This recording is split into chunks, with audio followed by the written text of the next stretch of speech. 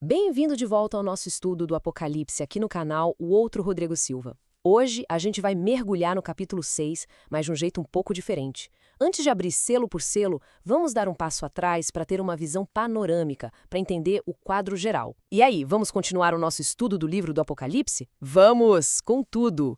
E o tema de hoje, olha, é fundamental. Porque antes da gente analisar cada cavaleiro, cada detalhe, a gente precisa responder uma pergunta.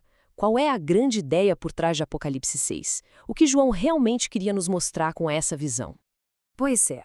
Quando se fala em Apocalipse 6, a primeira coisa que vem na cabeça são os 4 cavaleiros, né? Guerra, fome, é uma imagem muito forte, muito famosa. Mas o que ela quer dizer de verdade? Essa é a pergunta de US$ 1 milhão. Se a gente tentar ler de forma literal, pensando em guerras específicas daquela época, a conta não fecha. O fim do primeiro século, na verdade, foi um tempo de relativa paz no Império Romano, a tal da Pax Romana. E mais importante, Apocalipse é um livro de símbolos. Para decifrar o enigma, a gente precisa encontrar as chaves certas. E a primeira chave, curiosamente, não está no capítulo 6. A gente precisa voltar um pouquinho para os capítulos 4 e 5. Tudo o que acontece aqui é consequência do que a gente acabou de ver. Exatamente. A abertura dos selos não acontece do nada. Ela é o resultado direto daquela cena incrível que a gente estudou, a entronização de Cristo no céu, recebendo o livro selado. Esse é um princípio que a gente vai ver o tempo todo no Apocalipse. O que acontece aqui na Terra é um eco, um reflexo, de algo que foi decidido lá no céu. Cristo assume o seu trono, pega o livro e começa a agir como rei. E a abertura dos selos é justamente isso. É o Rei Jesus inaugurando uma série de eventos que vão sacudir o mundo todo. E aqui fica bem fácil de visualizar, né? Primeiro, a causa, lá no céu. Cristo é entronizado. Segundo, a ação de Cristo. Ele começa a abrir os selos. E terceiro, a consequência, aqui na Terra, a guerra, a fome. E aqui tem um detalhe que muda tudo e que muita gente não percebe. Os cavaleiros e tudo o que eles trazem, isso não é o conteúdo do livro, não é o que está escrito dentro. São as ações preliminares que Cristo faz para finalmente poder abrir o livro. É a preparação do palco.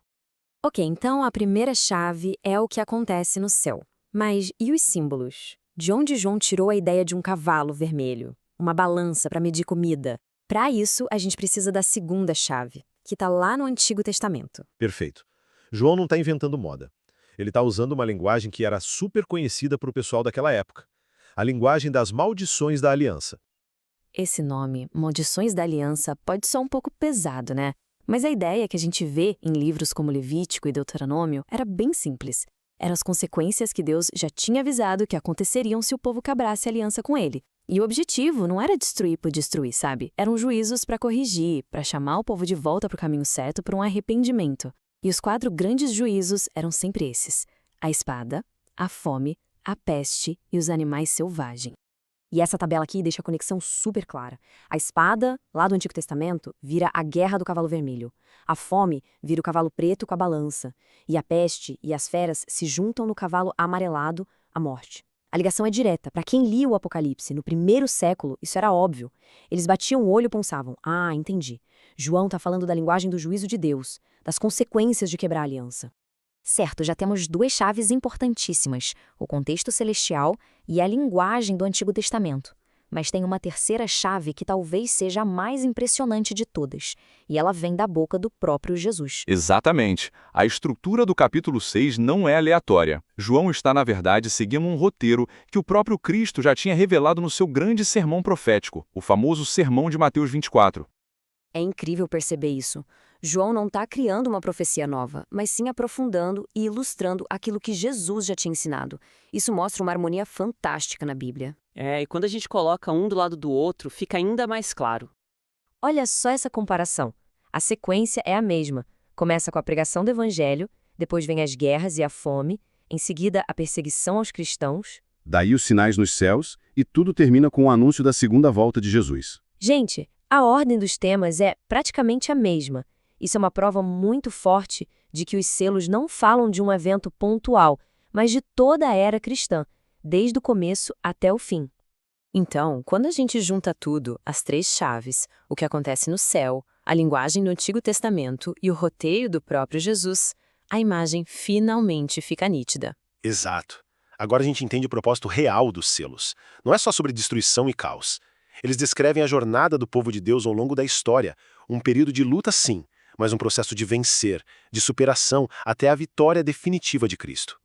Com base nisso, muitos estudiosos enxergam os selos se cumprindo em diferentes fases da história. O cavalo branco, por exemplo, seria a expansão do evangelho puro lá na Era dos Apóstolos. O cavalo vermelho se encaixaria como uma luva nas perseguições do Império Romano. Os outros poderiam simbolizar a fome espiritual da Idade Média, o clamor dos mártires da Reforma e por aí vai, até chegar nos sinais cósmicos do sexto selo, que apontam diretamente para a segunda vinda. E no final das contas, essa frase resume tudo perfeitamente.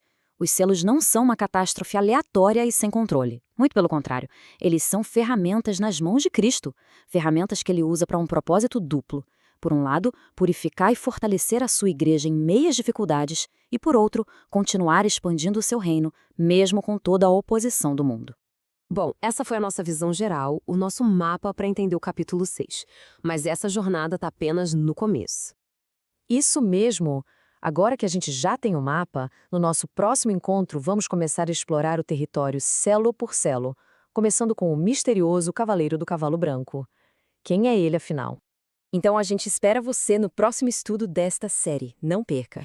E para não ficar de fora, você já sabe o que fazer, né? Se inscreve aqui no canal, já deixa o seu like para fortalecer o nosso trabalho e compartilha esse vídeo com todo mundo que também quer entender melhor o Apocalipse. A gente se vê!